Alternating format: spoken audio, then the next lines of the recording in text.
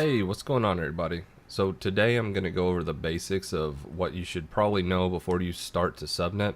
I'm going to cover binary, how to use it, and how it relates to IP addresses for both IPv4 and IPv6 using both dotted decimal and hexadecimal formats. Now, these are the bare basics, and it's great to know so that you can understand how subnetting actually works in the next video where we learn to subnet. Now, if you already know about how to subnet and what IP addresses are and the binary behind it, you can go ahead and skip to where we actually subnet, because this is kind of just laying that foundation. And the foundation needs to start with, number one, what is an IP address? Well, you should probably already know kind of about what one is if you're watching this video, but it's an address that's used by anything that communicates on the internet, and every device has to have a unique one in order to communicate across the many different networks which make up the internet. And you can think of an IP address as like a full mailing address that you would put on a letter. It has two main parts. Now, an IP address has a network section and a host section. And you can kind of think of these as a city or a town and a house. Now, there is one difference between this kind of analogy here, and that's that a network has to have basically a good idea of how many users are going to be there. So basically, if we're talking about this like a town, if you're setting up a new town or city, then you need to know how many people are going to be living there right off the bat, because you can't really build any new roads or create any new addresses without getting a new network address. And this leads to waste. So if you've got like 20 people wanting to work for you and you're kind of projecting that you're going to hit 300 employees, you're going to select a network address that accommodates 300 employees at least. But if it turns out you don't expand how you thought you would, you only end up with 50, then that's a lot of addresses that just end up wasted. At least in IPv4, that's true. Now, a little history lesson. There's technically two different types of subnets, and one of them is called Classful and the other is called Classless. We're typically not going to be dealing with the Classful subnets today since they have hard boundaries, but it's still information that you need to know. It's information that pops up on many different networking exams, and it's good to know these kind of different class boundaries. But when you actually get down to subnetting, you're going to be kind of skirting those lines. You're going to be subnetting in between the hard classful boundaries. But just for the sake of completion, a Class A address is first a class of a classful address, and its range is going to be 0.0.0.0 to 127.0.0.0. And with a Class A address, you're going to have about 17 million host addresses. So that's a pretty good sized town if you're still thinking of that analogy. Now, a Class B is in the range of 128.0.0.0 to 191.255.0.0. And that's going to give you about 65,000 addresses. So a lot less than 17 million, but it's actually a lot more than the Class C, which has a range of 192.0.0.0 to 223.255.255.0, and that only gives you 256 addresses, 254 of which are actually usable. Now, these numbers are not 100% accurate. There's a specific number, like for a Class B, I think it's 65,596 or something. So if you're actually studying for the exam and you want to know those exact numbers, those are not accurate, but the Class C does give you 256 unique addresses, and 254 of those are actually usable for hosts. So you can kind of see where there would be an issue here with waste and in regards to hard class boundaries. So if you have a network that needs the 300 people, a Class C is not going to satisfy you because it only has 256, 254 of which are usable.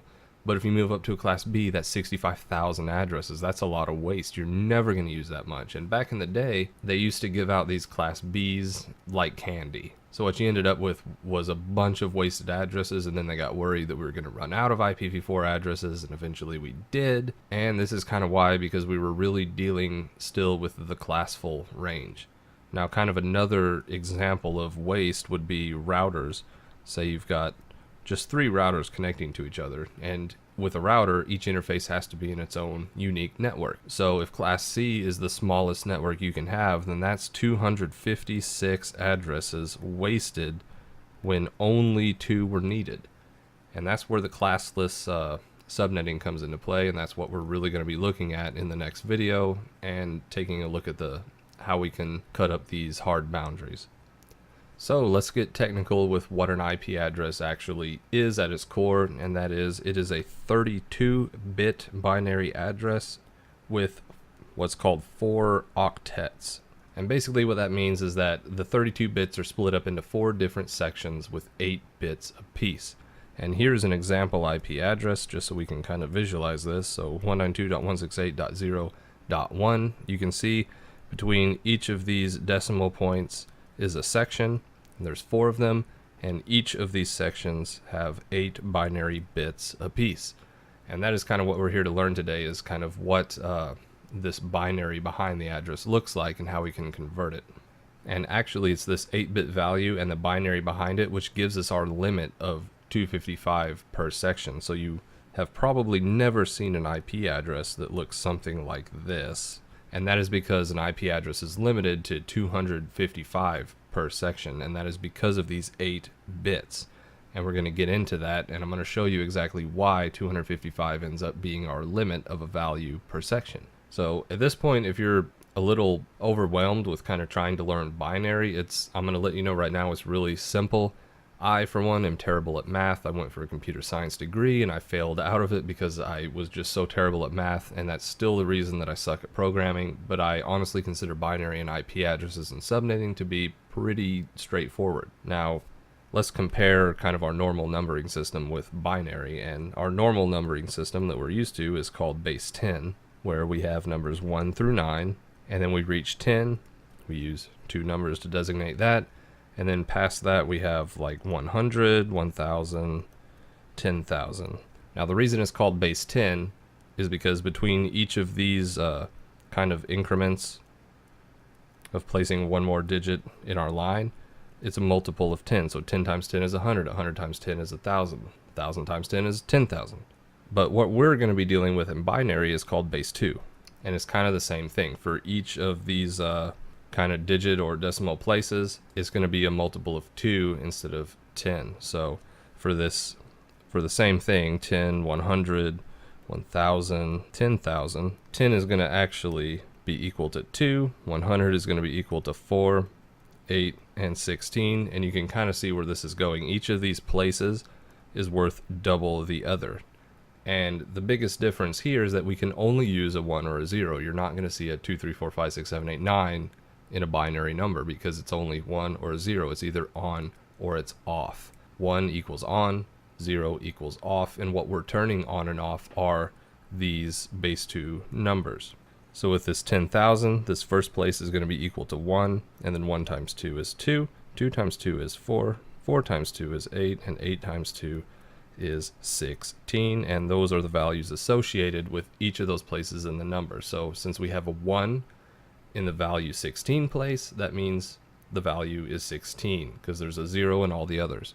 If we were to change this one to a 1, so if we had 10,010, then our actual value would be 18 because that's 16 plus 2. So with that in mind, let's take a look at our previous example address of the 192.168.0.1 and see that we have our 4 different sections, 8 bits per section. And if we have 8 bits, we can go ahead and assign values to those. So 1, 2, 3, 4, 5, 6, 7, 8. And since we're dealing in base 2, our first one is going to be worth 1, and then we just multiply that by 2 for each step. So 2, 4, 8, 16, 32, 64, and 128. And all we need to do to make this match our 192 section, so pretend there's the dot right there, that's the decimal. So we're dealing with only the number 192 right now. All we have to do is figure out which combinations of these numbers add up to 192, which would be 128 plus 64, and that's it. The rest can be set to 0, and this equals 192. And if we just do that for each section, so 168, 0, and 1, we can actually come up with our IPv4 address in binary. So if 11000000 is our first part, that equals 192, then 168 would be 1 0 1 0 1 0 0 0, and that is 128 on our first bit there. 64 is off, so we don't add it. 32 is on, so we add that to 128, so that's 160. And 16 is off, and 8 is on, so there's 168, and the rest are off. And then if we have the 0 in the next octet, that's just going to be all zeros. That's easy. And then dot 1 is going to be all zeros up until the last place, and we're going to turn that on because the value of the first position is 1. So that's a pretty high level overview of how to work with binary in an IPv4 address. But now let's kind of switch gears. Let's look at it in an IPv6 using hexadecimal. Now this is going to look like a completely different ball game, except for all of the rules are the same. We're still dealing with binary, we're still dealing with zeros or ones, and we're still dealing with the incrementing values with multiples of 2. The only difference is an IPv6 address is 128 bits in length as opposed to 32 bits for IPv4, and it's comprised of 8 16-bit sections. So we're doubling up on both, where an IPv4 address had 4 8-bit sections and IPv6 has 8 16-bit sections. And the main difference is that it's written in hex. So if you see an IPv6 address, it's going to look something like FE80 and then colon 0020 colon whatever, 8 sections worth of that. And there are ways to make it smaller, leading zero compression and whatever, but we're not going to go into that in this video. I'm just going to show you the binary behind it. So what do we do since that last example had letters in it? That's like algebra. That's foreign. So some of the differences between dotted decimal notation and hex is that hex actually uses letters to identify numbers. So we use 1 through 9, but we also use A through F. And what this is A equals 10, B 11, and so on, with 15 being our maximum value per single character. Now in hex, each character is actually 4 bits. So while an IPv6 address has 8 sections of 16 bits, we can actually further segregate that down to 4-bit sections, because each of these letters in the address, so let's just take the example from before, FE80 being our first section, that is technically 16 bits, but each of these digits is 4 bits. So 4 times 4, 16. And if each character is 4 bits, then we can use our binary logic here to say that 1, 2, 4, and 8 all added together equals 15. And that's where we get that value. So F equals 15, that's the max you can have as 1 digit. The reason that's the max you can have as that digit is because you're only dealing with 4 bits, and all of them added together equal 15. Now don't forget that there's technically 16 distinct options here, because you can't forget to count 0. 0 is technically a valid option. It doesn't mean none.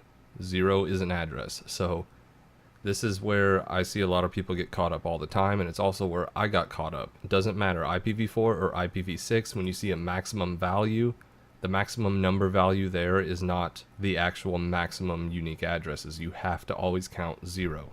So 4 bits gives you 16 unique possibilities. Now, whether or not all 16 are usable for a network, that's a whole different story. So let's kind of explore this FE80 once more and kind of break it down. So like I've already said, each of these digits is 4 bits, and we can split it all up into one 16-bit chunk. But since we know F equals 15, and we know that each of these digits is 4 bits, we know that F equals 1111, because that's all bits turned on. 15, that's the max you can have. And E is 1 less than F, that equals 14, so that's binary value is going to be 1110. 8 plus 4 plus 2 equals 14. And then 8 is just its regular value, so since 8 is the 4th one over, we have 1, 2, 4, 8. We're going to turn the 8-bit on, and we can leave the rest off. That equals 8.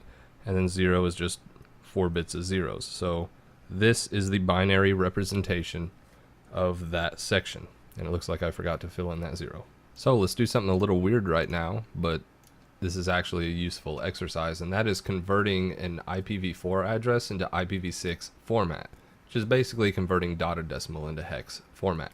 And we can also go back and forth here. Now this is actually used as a tool for bridging the gap between IPv4 and IPv6 in real life. So basically what we do is we cut out a 32-bit section out of the 128-bit IPv6 address, and we throw in a unique IPv4 address, and that's kind of a transition technique. So we can have all IPv4 addresses be represented as kind of an add-on chunk out of an IPv6 address. So how would we do this? How would we take address 192.168.0.1 and convert it into IPv6 or hexadecimal format?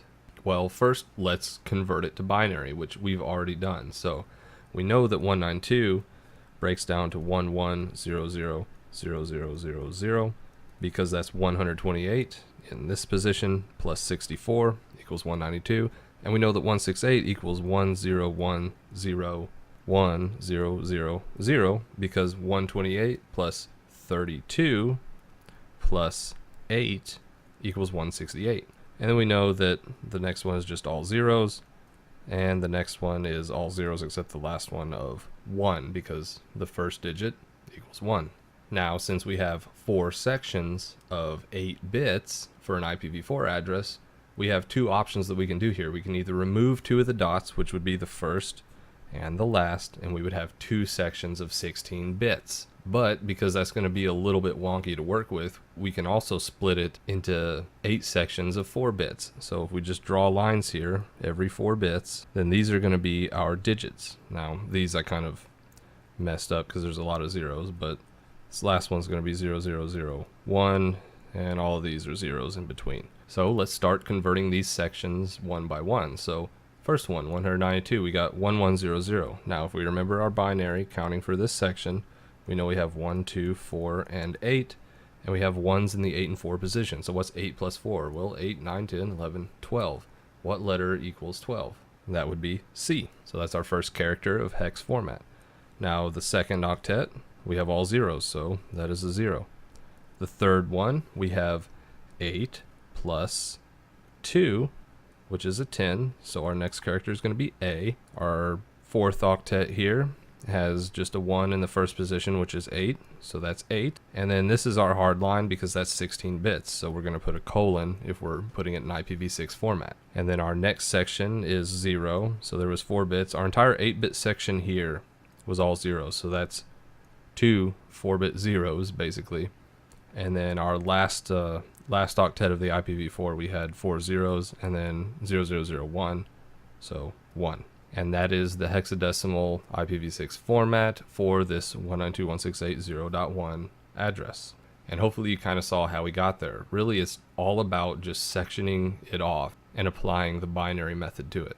So that's basically all there is. Hopefully you kind of saw what I was doing there. The main thing you need to know is your binary values and how to calculate back in binary. So it really doesn't matter how many bits you are dealing with.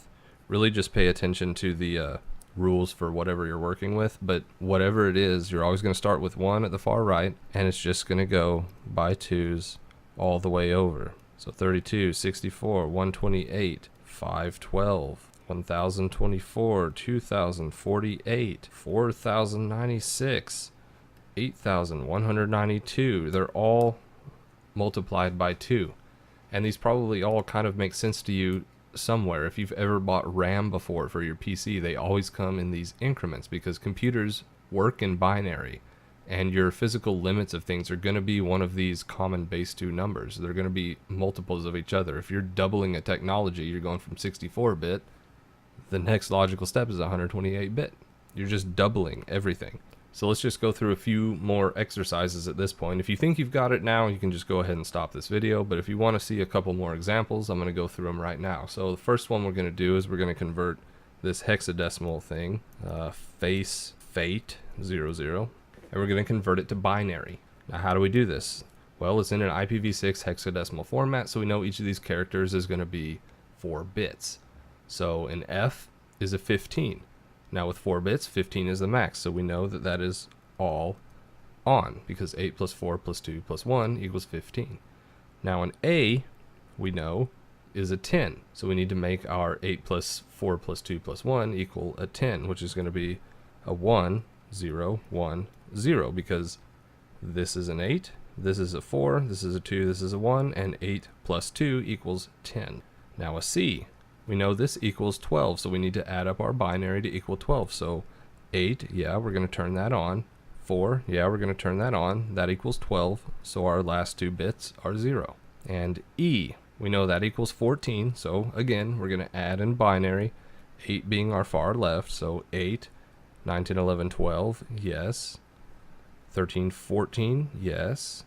And a 0 for our 1. And then that is our first portion. Now, we see these are the same, so we know that this is going to be 1, 1, 1, 1.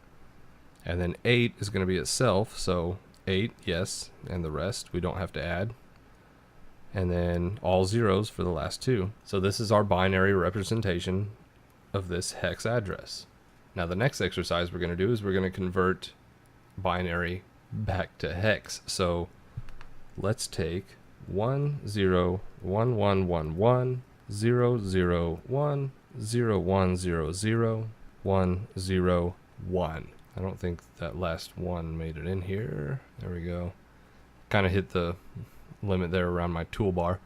But so we can take this and we can convert it to really whichever we want. So this is just a raw binary value.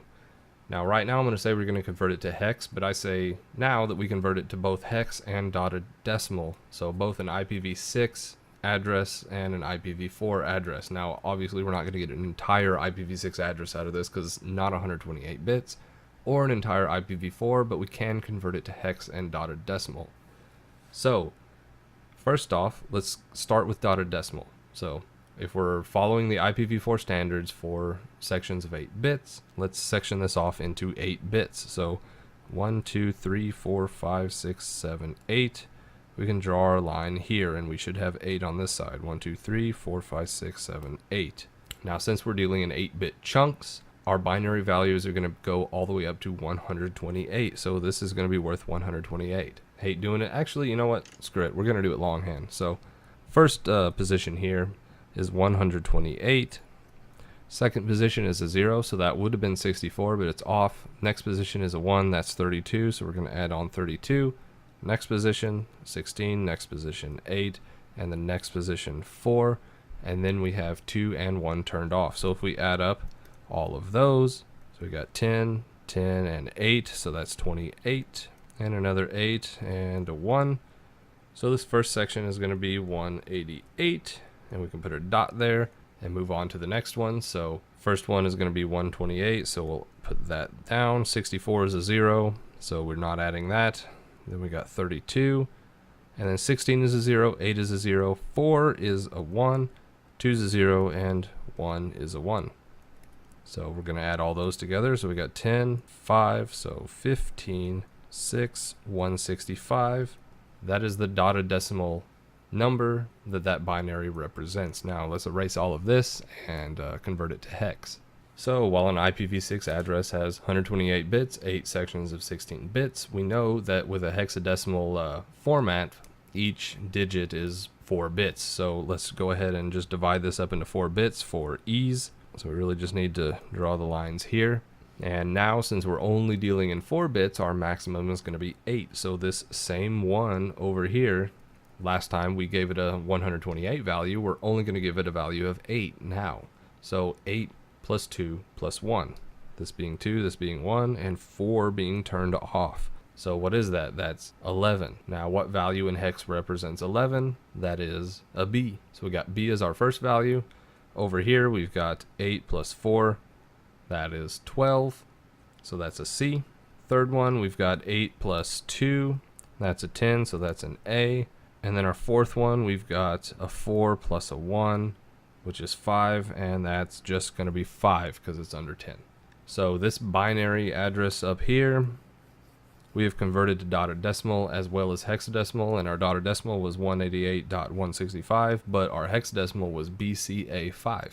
So I'm going to go ahead and skip over the next exercise I had planned, was to convert a binary IPv4 address to the dotted decimal actual IP address, but I think we probably have that for now. So instead, we're going to convert 200.101.0.10, and we're going to convert it to binary. So we're working with an IPv4 address. 4 groups of 8 bits. So let's start determining what needs to add together to equal 200 for the first section. So 200 is more than 128, so we're going to turn our first bit on, which equals 128, and plus 64 is 192, so we're going to turn that one on too. And then if we add 32 to that, we're going to be over 200, so we're going to turn that off. Now 192 plus 16, that is still over 200, also going to turn that off. And our next value is going to be 8. 192 plus 8 is actually equal to 200, so we're going to turn that value on, and we can make the rest of the 8 bits zeros. So our binary value for this first part is 11001000. 128 plus 64 plus 8 is equal to 200. Now let's move on to 101. So our first value, 128, that is more than 101, so we're going to turn that off. But our second value, 64, that's less, so we're going to turn that on. Now 64 plus 32 is 96. That's still less than 101, so we're going to turn that one on as well. And 96 plus 16, that's going to put us over 101, so we'll turn that off. And 96 plus 8, also over 101, we're going to turn that one off. 96 plus 4 though, that's going to give us 100, so we're going to turn that one on. And then our 0, that's going to put us, or not 0, our 2 value, that's going to also put us over 101, so we're going to turn that off. And our last value of 1 we're going to turn on. So that is 64 plus 32 plus 4 plus 1. That equals 101. So that's our second octet. Now our third one is a 0, so we can just easy day, all zeros there. And now 10. So 128, 64, 32, 16. Those are all over 10. The next bit is an 8. We can turn that one on because it's less than 10, but 8 plus 4 is going to be more than 10, so we're going to leave that one off. And 8 plus 2 is going to be exactly 10, so we're going to turn that one on. And our bit of 1 we can leave off. So with this one, we have our values of 8 plus 2. That gives us our value of 10. So that is the binary behind IP addresses. That is the actual code that's running. Now in the next video I'm going to show you how to actually subnet networks, and the reason that this is important to understanding subnetting is because we're going to introduce what's called a subnet mask, and that's going to delineate what is the network address from the host address, and that's going to give us a range of usable IP addresses. And if you see it in binary, then you know why there are limits that are implemented here. Because if I tell you that 192.168.0.1 is a Class C address and has 24 bits dedicated to a network address, which only gives us 255 host addresses, then you're going to understand that the line is going to be drawn here because 24 bits is 3 times 8. So these first 24 bits is going to be a network address, and the reason that we only have 255 or 254 usable addresses is because we're only working with 8 bits for the host. And since you know your binary, you know that those 8 bits are 1, 2, 4, 8, 16, 32, 64, 128, and if you add them all together, they equal 255. That is kind of just the baseline that we're trying to establish here, and that's what we want you to understand, because when we get into actual subnetting, we're going to be splitting them up bit by bit by bit, and you're going to be calculating how many network addresses you have, how many host addresses are able to be used with only this certain amount of bits. So even looking at this example here, if we have the 5 bits, then we know that we have 1, 2, 4, 8, 16, and if we add all of those together, we're going to come up with 31. Nope, that didn't make it on the screen. 31. So that's kind of the baseline we want you to have. I want you to be comfortable with binary. I want you to know when you look at 1010111010, and if you're told that's an IPv4 address or an IPv6 address, or convert to dot or decimal, convert to hex, then you kind of know what to do, because all binary is going to be the same. It's all going to be just base 2. If you understand base 2, you understand binary. As long as you kind of know the rules of the address that you're looking at, you're only going to have a set amount of digits that you're dealing with, and it's just going to go all the way up. So even though hex has, or not hex, IPv6 has 16 bits per area, it's in hexadecimal format. So that same FE80 that we've broken down a couple times now, if you actually looked at it in the straight 16-bit format, you can actually assign values to all of those. And if you were just wanting it in a raw number value, then you would know that 1, 2, 4, 8, 16, 32, 64, 128, 256, 512, 1024, 2048, 4096 plus 8,192 plus 16,000 plus 32,000 plus 64,000. If you add all of those together, that's your raw value. And once you add all of those binary values together, you would know that your answer for an actual decimal number was 130,304. 130,304 is actually what this binary value represents if you're taking it as a whole. But you have to implement those rules. So IPv4, IPv6, IPv6 being hexadecimal format, 8 sections of 16 bits. So FE80 would be what that is. But if you were looking for the raw value and you were taking all of this as a binary input, then 130,304 would be your number. So hopefully this video kind of taught you about binary and how to calculate it and the difference between an IPv4 and an IPv6 address.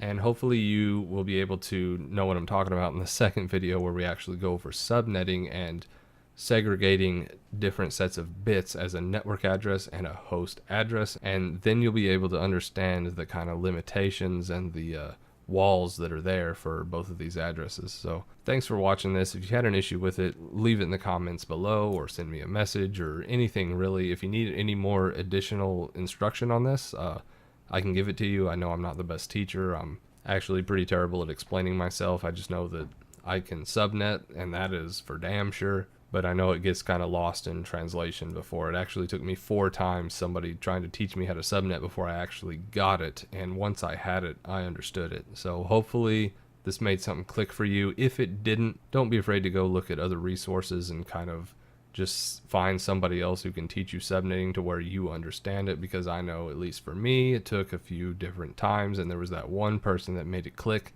and once it clicked, it was there forever. So thanks for watching, and like this video if you want to, but have fun networking, and I hope to see you in the next video.